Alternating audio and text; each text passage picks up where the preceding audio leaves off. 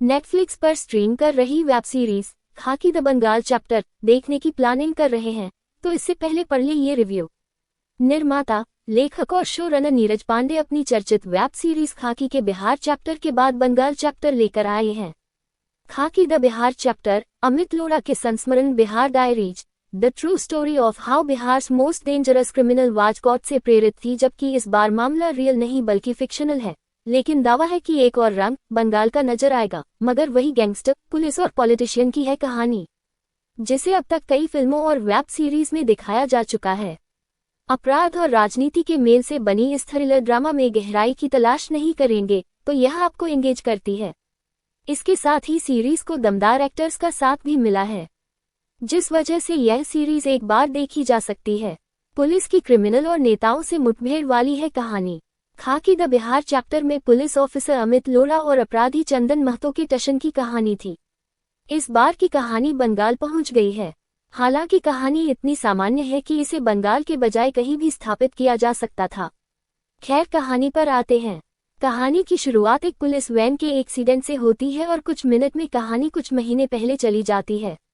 Ruling party के नेता के पोते की किडनैपिंग हो जाती है, जिसके बाद ईमानदार पुलिस ऑफिसर सप्तऋषि सिन्हा परमप्रताप की कहानी में एंट्री होती है और अगले ही सीन में गैंगस्टर बाघा शाश्वत के आतंक से रूबरू करवाते हुए ये भी बताया जाता है कि अब बाघा के लिए सारे गलत काम सागौर, पृथ्विक और रंजीत आदिल करते हैं।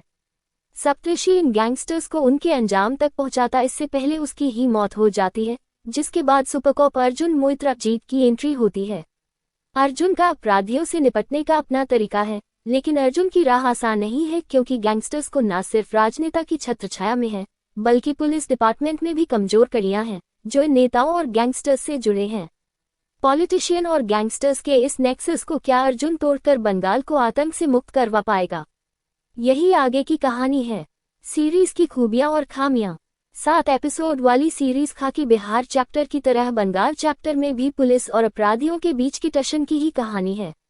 कहानी में नयापन नहीं है, लेकिन कलाकारों की परफॉर्मेंस और कहानी से जुड़े ट्विस्ट एंड टर्न की वजह से यह सीरीज बांधकर चलती है। सीरीज में हर किरदार को ग्रे शेड्स में दिखाया गया है, जिससे रोचकता बढ़ती है। कहानी में मुख्य प्लॉट के साथ सब प्लॉट्स भी हैं, लेकिन वह मुख्य प्लॉट में कुछ खास नहीं जोड़ पाए हैं। चित्रागंधा की बैक स्टोरी अच्छी है, लेकिन कई अधूरे में छोड़ दिए गए हैं। रंजीत और सागौर के बीच गहरी यारी दिखाने के लिए एक बैक स्टोरी की जरूरत महसूस होती है। इसी तरह बाघा के बेटे चीना की कहानी पर भी काम करने की जरूरत थी।